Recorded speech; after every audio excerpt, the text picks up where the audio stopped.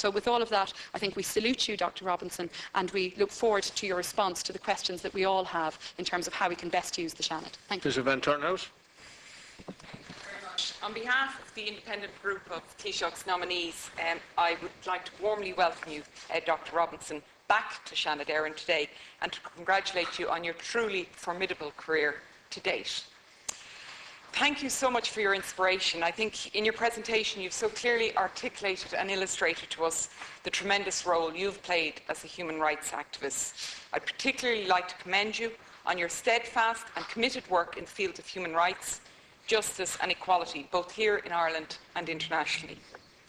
In 1999, when you were United Nations High Commissioner for Human Rights, you articulated your understanding of the aim of human rights as to push beyond standard setting and asserting human rights to make those standards a living reality for people everywhere, to move beyond the design and drawing board phase, to move beyond thinking and talking about the foundation stones, to laying those foundation stones inch by inch together. You were true to this understanding of human rights long before your appointment as UN High Commissioner. Indeed, during your 20 years as a senator, you were a human rights activist in the truest sense. You were never afraid to engage with difficult and controversial issues.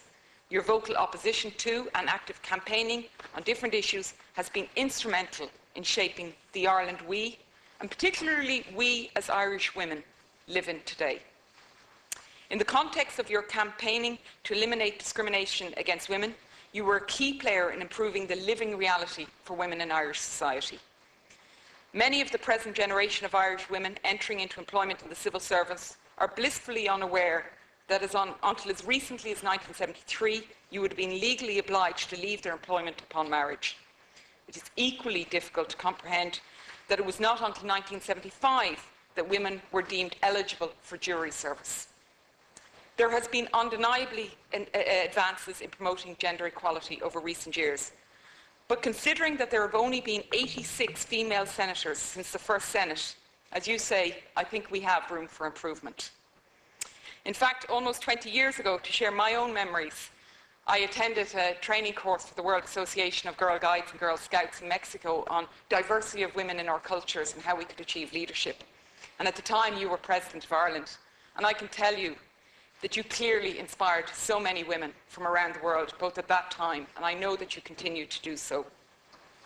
In fact, I admire you because you've never deviated from your principles, irrespective of the high-level political positions you have held. So I too, like my colleagues, would be very interested to hear, Dr. Robinson, if you were a member of this 24th Seanad, what issues would you focus on?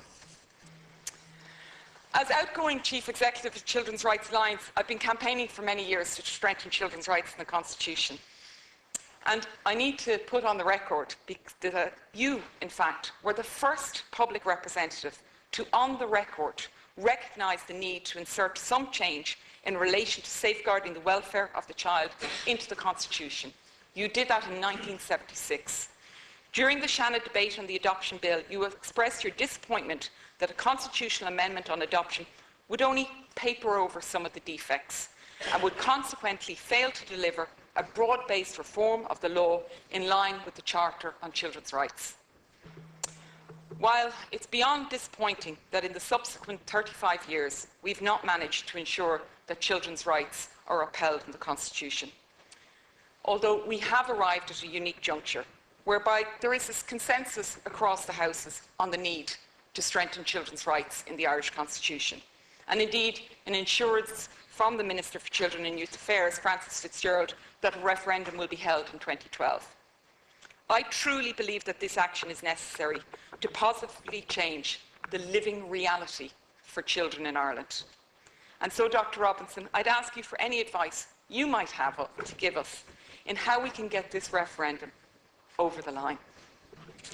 And finally, Dr. Robinson, I wonder if you would share with us your thinking on how best to implement and breathe life into the human rights recommendations made to Ireland during our Universal Periodic Review in Geneva last October. Thank you. I'd like to echo your welcome, Cathaoirleach, and